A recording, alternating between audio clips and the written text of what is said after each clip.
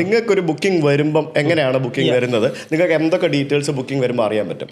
ഞങ്ങൾക്ക് പോകുന്ന സ്ഥലം അതിപ്പോ ചില സമയത്ത് നമുക്കത് കാണിക്കുന്നില്ല. ഫസ്റ്റ് കാണും ഇപ്പൊ കാണും, മുമ്പ് കാണാൻ പറ്റില്ല. ഇപ്പൊ ഞങ്ങൾ എത്ര ഡിസ്റ്റൻസ് ആണ്, പിക്കപ്പ് ഡിസ്റ്റൻസ് ചിലപ്പോൾ 3 കിലോമീറ്റേഴ്സ് ആയിരിക്കും, ചിലപ്പോൾ 4 കിലോമീറ്റേഴ്സ് ആയിരിക്കും. പിന്നെ ഡ്രോപ്പ് ഡിസ്റ്റൻസ് എത്ര കിലോമീറ്റർ ആണ് കറക്റ്റ് ആയിട്ട് കാണിക്കും. എസ്പെഷ്യലി യൂബർ ആപ്പ് ആണെങ്കിൽ എല്ലാം കാണിക്കും. ഡിസ്റ്റൻസേ കാണിക്കുള്ളൂ, എക്സാക്ട് ലൊക്കേഷൻ കാണിക്കില്ല. എക്സാക്ട് ലൊക്കേഷൻ വരെ കാണിക്കും, എല്ലാം ഡീറ്റെയിൽഡ് ആയിട്ട് കാണിക്കും. അപ്പോൾ ഞങ്ങൾ അക്സെപ്റ്റ് ചെയ്യണം അക്സെപ്റ്റ് ചെയ്യേണ്ട അത് ഞങ്ങളെ വിഷയമായിരുന്നു. നിങ്ങൾക്ക് എത്ര രൂപ ആ ട്രിപ്പിൽ കിട്ടും എന്നുള്ളത് കാണിക്കുമോ? അതെ, അത് കറക്റ്റ് ആയിട്ട് കാണിക്കും. ഇപ്പൊ എല്ലാം കാണിക്കും. എത്ര രൂപ എന്ന് പറഞ്ഞാൽ നിങ്ങൾക്ക് ആഫ്റ്റർ കമ്മീഷൻ ആണോ അതോ ഫുൾ എമൗണ്ട് ആണോ? ആഫ്റ്റർ കമ്മീഷൻ ഇല്ല, ഒരു 5% കട്ട് ഉണ്ട് അതിൽ മേലെ. ഇപ്പോൾ ഒരു 500 രൂപയുടെ ഓട്ടോ ആണ് കസ്റ്റമർക്ക്, എനിക്ക് 500 രൂപയാണ് കാണിക്കുന്നത്. അപ്പോൾ നിങ്ങൾക്ക് നിങ്ങളുടെ ആപ്പിൽ 500 രൂപയാണ് എന്നുള്ളത് കാണിക്കുമോ? ഒരു 320. അത് ഡിപ്പെൻസ് എങ്ങനെയാണ്, ഏത് ട്രിപ്പാണ് അത് ബേസ്ഡ് ആണ്. ചിലപ്പോൾ കസ്റ്റമർക്ക് ഓഫർ ആണെങ്കിൽ ചിലപ്പോൾ 600-700 ട്രിപ്പ് ആയിരിക്കും, ചിലപ്പോൾ കസ്റ്റമർ ഓഫർ ആയിരിക്കും 200 rupees ഓഫ്. അപ്പോൾ 480 ട്രിപ്പ് ആയിരിക്കും. അപ്പൊ അത് ജസ്റ്റ് ഇറ്റ്സ് നോട്ട് കാൽക്കുലേറ്റഡ്. ശരിയാണ്, അത് ഇറ്റ്സ് നോട്ട്, അതൊരു കാൽക്കുലേഷൻ ഇല്ല.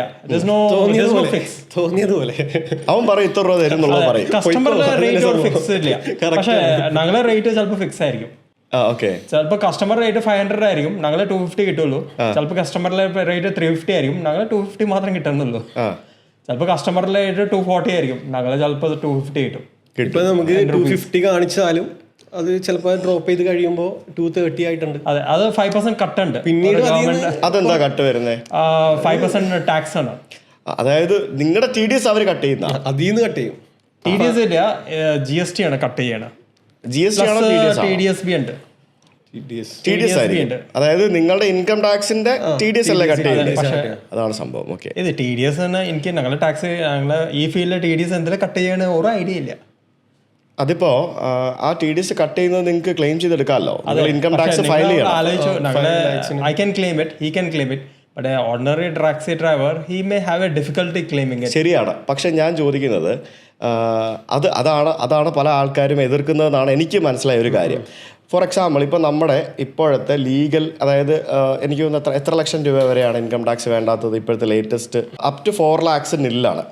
4 ലക്ഷം മുതൽ 8 ലക്ഷം വരെയാണ് 5% വരുന്നത്. ഓക്കെ, അപ്പോൾ 4 ലക്ഷം രൂപ വരെ മാത്രം ഒരു വർഷം സമ്പാദിക്കുന്ന ഒരു ടാക്സി ഓടുന്ന ഒരു ഡ്രൈവർ ഈ ആളുടെ TDS ഊബർ കട്ട് ചെയ്ത് കൊടുക്കുന്നു.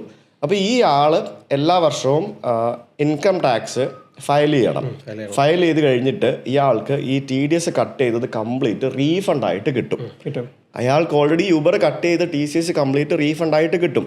നിങ്ങളുടെ ഈ ഇൻകം ടാക്സ് ഫയൽ ചെയ്യാനായിട്ട് നിങ്ങൾ ഏതെങ്കിലും ഒരു അക്കൗണ്ടന്റിനെ കൊടുത്തിട്ട് ചെറിയ പൈസ 10,000-2,000 രൂപ എല്ലാം കൊടുത്താൽ മതി, ഇൻകം ടാക്സ് ഫയൽ ചെയ്ത് കിട്ടും.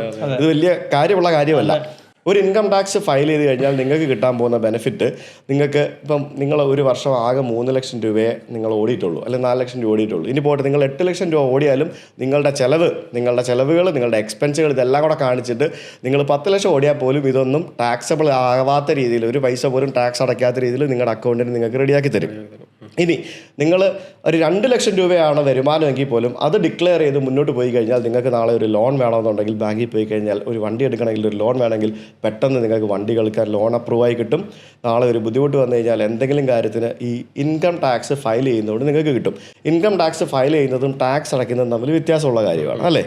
അപ്പോൾ ആ ഒരു സംഭവം പലർക്കും അറിയത്തുണ്ടാവില്ല. അതുകൊണ്ടായിരിക്കും ഈ കട്ട് എൻ്റെ പൈസ കട്ട് ചെയ്യുന്നു ടാക്സ് കട്ട് ചെയ്യുന്നു എന്നൊക്കെ പറയുന്നത്. അപ്പോൾ അങ്ങനെ കട്ട് ചെയ്യുന്നുണ്ടെങ്കിൽ അത് നമുക്ക് റീഫണ്ട് വാങ്ങിക്കാനുള്ളൊരു ഓപ്ഷൻ കൂടിയുണ്ട്. അപ്പോൾ അതൊരു കട്ട് വരുന്നുണ്ട്. പിന്നെ ഉബറിൻ്റെതായിട്ടുള്ളൊരു പെർസെൻറ്റേജ് എത്രയായിരിക്കും അവരെടുക്കുന്നത് അത് നമുക്ക് അറിയാൻ പറ്റില്ല അല്ലേ? 10 to 30% എടുക്കുന്നുണ്ട്. ഓക്കെ, അപ്പം 0% ആയിരിക്കും. അത് പറഞ്ഞ ഓഫർ ആയിരിക്കും, കസ്റ്റമർക്ക് ഓഫർ ഉണ്ടാവും. 0 to 30% ഉണ്ട് വരുന്നുണ്ട്. അപ്പോൾ ഈ പേയ്മെന്റ് ഒക്കെ നിങ്ങൾക്ക് എപ്പോഴാണ് കിട്ടുന്നത്? പേയ്മെന്റ് ഓൺ ദ സ്പോട്ട് കിട്ടും. പേയ്മെന്റ് ഓൺ സ്പോട്ട് നിങ്ങളുടെ ഓൺലൈൻ ആണെങ്കിൽ ഓൺലൈൻ നെക്സ്റ്റ് ഡേ വരും. ഞാൻ പറഞ്ഞത് സാർ ഓൺലൈൻ തന്നെ ചെയ്യണമെന്നുണ്ടെങ്കിൽ ഊബറിന്റെ ഒരു ആപ്പിൽ തന്നെ ഓൺലൈൻ ചെയ്യാം. ശരി, അത് ചെയ്യണമെന്നുണ്ടെങ്കിൽ നമുക്ക് വാലറ്റ് വന്ന് കിടക്കും. നമുക്ക് അത് ജസ്റ്റ് അപ്പൊ തന്നെ ചെയ്യാം. ഈ നെക്സ്റ്റ് ഡേ കിട്ടും. പക്ഷെ ഞങ്ങൾ മാക്സിമം അപ്പൊ തന്നെ ചെയ്യാറില്ല. പറഞ്ഞ അതിൽ കട്ടിങ് ഉണ്ട്. അപ്പൊ ഞങ്ങൾ ഓൾറെഡി കമ്മീഷൻ ഞങ്ങളെ കിട്ടും, അതിൽ നിന്ന് എടുത്തോളൂ. പക്ഷെ 99% ഓൺ ദ സ്പോട്ട് ആണ് ക്യാഷ് കിട്ടുന്നത്. ക്യാഷ് കിട്ടും. ഇനി ഞാനിപ്പം നിങ്ങൾക്ക് ക്യാഷ് പേയ്മെന്റാ ചെയ്യുന്നത്, അപ്പൊ അതിന്റെ കമ്മീഷൻ എങ്ങനെയാ ഊബർ കട്ട് ചെയ്യുന്നത്? അത് സാർ ഈ വാലറ്റിലെ ഓൺലൈൻ പേയ്മെന്റ് ചെയ്യണ അത് വെച്ച് കട്ട് ചെയ്യൂ. ജിപേ ഉണ്ട്, അതിൽ നമ്മൾ ഇട്ട് കൊടുക്കണം. അത് വാങ്ങിക്കണം, അത് വാങ്ങിക്കും. അത് ഞങ്ങൾ അങ്ങോട്ട് വാങ്ങിച്ചിരിക്കും. ഇല്ലെങ്കിൽ അടുത്ത ബുക്കിംഗ് വരില്ല. ബുക്കിംഗ് ഇല്ല, ഒരു 500 to 1000 രൂപ വരെ ഒരു ലിമിറ്റ് ഉണ്ട്. ഇത്ര ഡേയ്സ് ഒരു ലിമിറ്റ് ഉണ്ട്. ആ ലിമിറ്റ് കഴിഞ്ഞ് കഴിയുമ്പോൾ ക്യാഷ് ട്രിപ്പ് ക്യാൻസൽ ആയി. അതെ. പിന്നെ ഓൺലൈൻ ബുക്ക് ചെയ്യണ കസ്റ്റമേഴ്സിന് മാത്രമേ നമുക്ക് കിട്ടുള്ളൂ. അതെ. ഓ അത് ശരി, ഓക്കെ. അത് കൊള്ളാം, അത് എന്തായാലും ഇൻട്രസ്റ്റിംഗ് ആണ്. പിന്നെ അപ്പോൾ നിങ്ങളപ്പം ബുക്കിംഗ് വരുന്നു, നിങ്ങൾ ബുക്കിംഗ് അക്സെപ്റ്റ് ചെയ്യുന്നു. അപ്പം രണ്ടും മൂന്നും ട്രിപ്പുകളൊക്കെ ഒരുമിച്ച് കാണിക്കുമോ നിങ്ങൾക്ക്? ഇപ്പോൾ യൂബർ ആണെങ്കിൽ ഒറ്റ ട്രിപ്പ് കാണിക്കും. അപ്പോൾ അത് റിജക്ട് ചെയ്താൽ മാത്രമേ അടുത്ത ട്രിപ്പ് വരുള്ളൂ? കാരണം ഞാൻ ചില സ്ഥലങ്ങളിൽ ചില ആപ്പുകളിൽ ഇപ്പം ഗ്രാബിലൊക്കെ ഈ ഡ്രൈവർമാർ ഇങ്ങനെ സ്ക്രോൾ ചെയ്ത് നോക്കുന്നത് കണ്ടിട്ടുണ്ട്. അപ്പം 400, 500, 300 എന്നൊക്കെ പറഞ്ഞുകൊണ്ട് പല റേറ്റ് ഇങ്ങനെ കാണാം. ഇതുവരെ ആയിട്ടില്ല, ഡിമാൻഡ് ആയിട്ടില്ല. ഞാൻ എവിടെയൊക്കെ കണ്ടിട്ടുണ്ട്, ആയിട്ടില്ലല്ലേ? ഇല്ല, അത് ഉണ്ട് ഇവിടെ. ഇപ്പൊ കേരള സഫാരി ഉണ്ടല്ലേ, സർ കേട്ടിട്ടുണ്ടാവില്ലേ കേരള സഫാരി? ആ ആപ്പില് അങ്ങനെ ഓപ്ഷൻസ് ഉണ്ട്, പക്ഷെ അത് ഡിമാൻഡ് ബേസ്ഡ് ആണ്. അപ്പൊ അത് വെച്ച് തന്നെ ചെയ്യാം. അത് ഫ്യൂച്ചറിലെ യൂബറിലെ ഉണ്ടാവും. ഇപ്പോൾ കസ്റ്റമർ ബുക്ക് ചെയ്യുമ്പോൾ കസ്റ്റമർ ഒരു റേറ്റ് അതിൽ തന്നെ നമുക്ക് നോക്കാം. അപ്പോൾ ഞങ്ങൾ ഡ്രൈവർക്ക് ഒരു ഓപ്ഷൻ തന്നിട്ടുണ്ട്, അതിൽ നമുക്കൊരു 10 രൂപ വെച്ച് കൂട്ടാം. കസ്റ്റമർ ഓക്കെ ആണെന്നുണ്ടെങ്കിൽ ഓക്കെ, നമുക്ക് അതിൽ ആ റേറ്റിൽ പോവാം. കേരള സഫാരി, കേരള സഫാരിലെ നോ കട്ടിങ് ഇല്ല അല്ലേ? No 5% cutting, no commission, nothing. ജനങ്ങളിലേക്ക് എത്തിയിട്ടില്ല അത്. പക്ഷെ റേറ്റ് ഫിക്സ്ഡ് ആണ്, നോ സെർച്ച്. ഒരു മാക്സിമം 10-20 rupees കൂടുതലായിരിക്കും. റേറ്റ് ഫിക്സ് ആണ്. ഡെയിലി ബുക്കിംഗ് ഇല്ല, ജസ്റ്റ് ഒരു ട്രിപ്പ് ഒക്കെ കിട്ടും. 2 ട്രിപ്പ്, എനിക്ക് 2-3 ട്രിപ്പ് കിട്ടാറുണ്ട്. അത് ഉപയോഗിക്കുന്ന ആൾക്കാർ കുറവാണ്. അത് ആൾക്കാർക്ക് അറിയില്ല. അത് Kerala government, I mean it's not Kerala government, they support that. It's a ONG platform.